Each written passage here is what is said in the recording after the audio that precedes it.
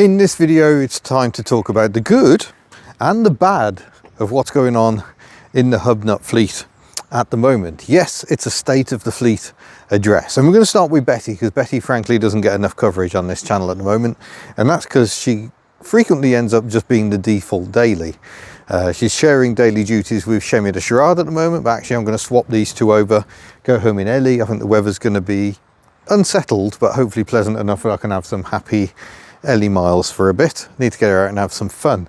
But yesterday did over 200 miles in Betty. We were cruising along the M4, 50 to 55 miles an hour, because we were a bit early for picking the hublets up.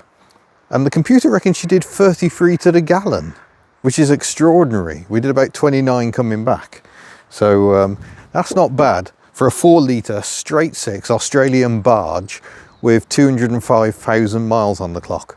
And yes, that mileage does just keep going up, which means at some point in the next few months, probably, especially as we're going to be using her for things like Rustival, she's probably going to hit 40,000 kilometers since landing in the UK in 2021. So we use this car a lot, but it's so frequently for just boring family stuff that we don't record what's going on. But yeah, that's what yesterday was about. We have reclaimed the hublets for another spell of school.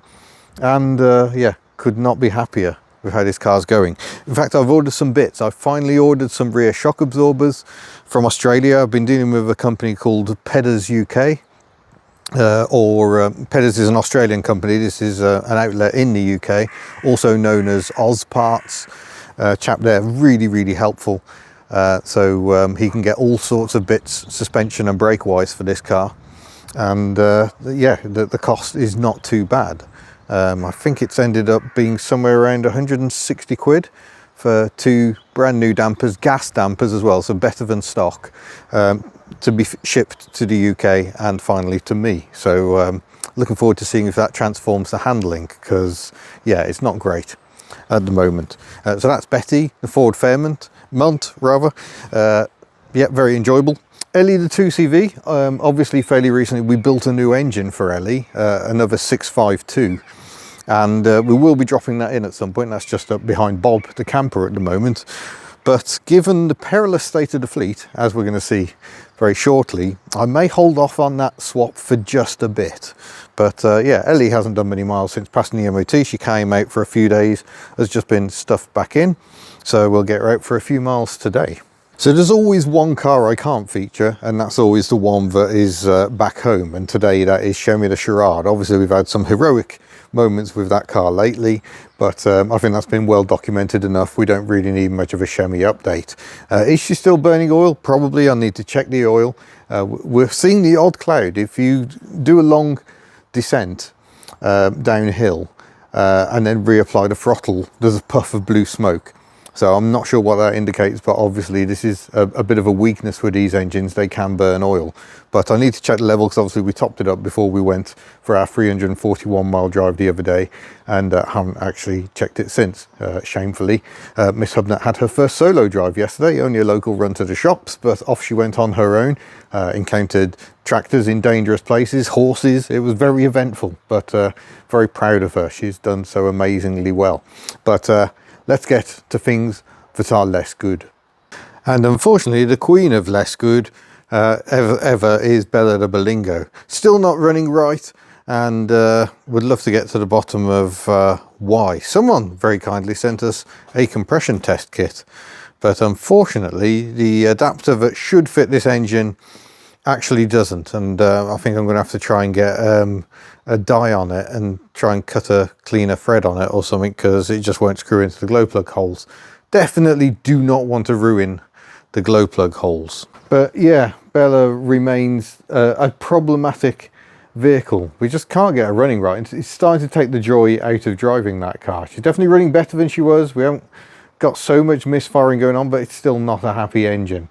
And we still need to try and get to the bottom of why. But unfortunately, my desire to get to the bottom of why is starting to wane somewhat. Not much change going on here. Tuk is still apparently increasingly buried in the garage. Obviously, she's a bit held up by the Pajero, which is another vehicle that isn't in this video. And then we got this pair at the back. Giselle will be coming out in March. And to be honest, that takes some of the pressure off Bella here. I think Bella will go to the back and we'll worry about her later in the year. We don't need her quite so much in the summer months, although obviously her towing capacity comes in useful. Giselle, I think, is a car that is just going to have to go. She spends too much time sitting in here, not enough time being used, too many other cars taking precedence, which is much the same story for poor Myrtle here, the oh my god barn find Matiz. But we will try and get her out, if only just to check her over, really. Might not get her on the road, struggling with costs for that, insurance and tax and everything, but it would be nice to get her out and running and just check she's all right. So we're hoping to do something about that fairly soon.